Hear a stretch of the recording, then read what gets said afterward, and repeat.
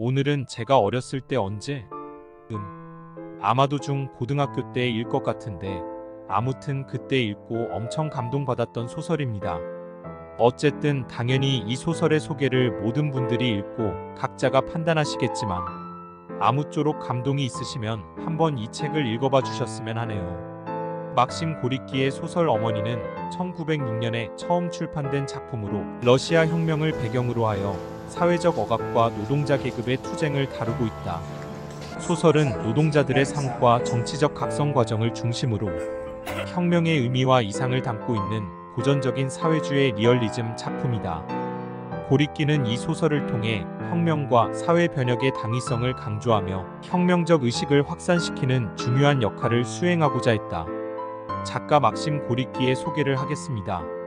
막심 고리끼 본명은 알렉세이 막시모비치 페슈코프 1868년 3월 28일생 1936년 6월 18일에 사망한 작가입니다.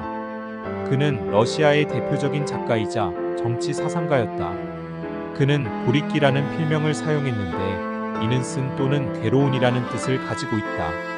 이는 그가 겪은 고난의 삶과 사회적 불의에 대한 비판적 시각을 반영한 것이다. 고리끼는 어린 시절부터 많은 어려움을 겪었다. 부모를 일찍 잃고 청소년기에는 다양한 직업을 전전하며 극심한 빈곤 속에서 생존해야 했다. 이러한 삶의 경험은 그의 작품에 깊이 반영되어 있으며 특히 소외된 계층과 노동자의 고통을 사실적으로 묘사하는 데 영향을 미쳤다. 고리끼는 러시아 혁명 이전의 시대적 배경에서 활동했으며 사회주의 사상을 지지했다. 그의 문학적 활동은 러시아 혁명운동과 긴밀하게 연관되어 있으며 소설, 희곡, 에세이를 통해 사회적 불평등과 억압을 고발하고 더 나은 사회를 만들기 위한 투쟁을 호소했다. 고리끼는 레닌과도 가까운 관계를 유지했으며 1917년 러시아 혁명 이후에도 소련 문학계의 중요한 인물로 남아있었다. 그는 5번이나 노벨 문학상 후보에 올랐지만 수상하지는 못했다.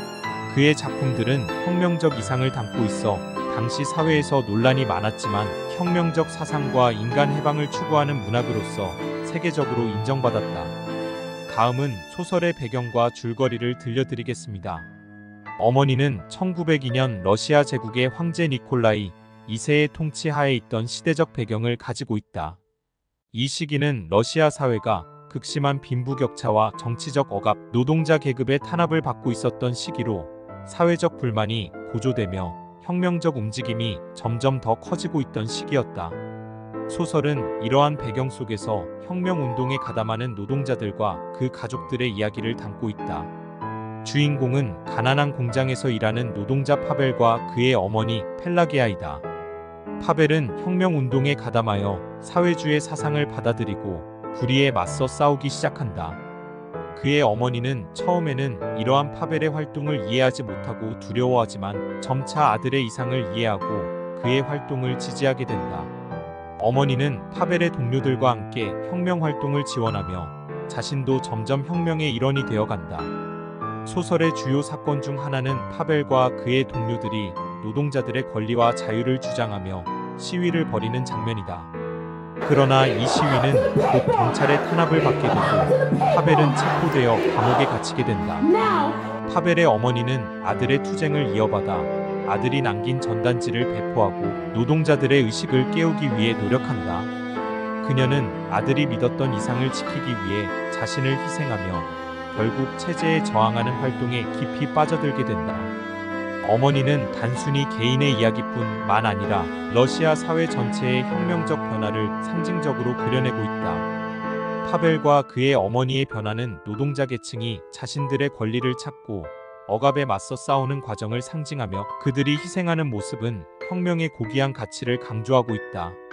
마지막으로 작가가 말하려고 하는 이야기는 고리끼는 어머니를 통해 억압받는 노동자 계층의 삶과 그들의 투쟁을 그리며 사회주의 혁명의 필요성을 강조하고 있다. 그가 말하고자 하는 핵심 메시지는 두 가지로 요약할 수 있다.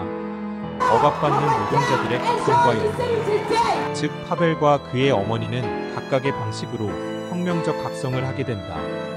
파벨은 처음부터 사회주의 사상을 받아들이고 자신의 목숨을 걸고 혁명운동에 헌신한다.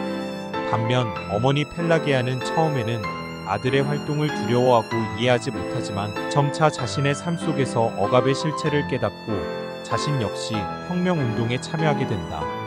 이 과정을 통해 고립기는 억압받는 자들이 서로 연대하고 자신들의 권리를 주장하기 위해 함께 싸워야 한다는 메시지를 전달하고 있다.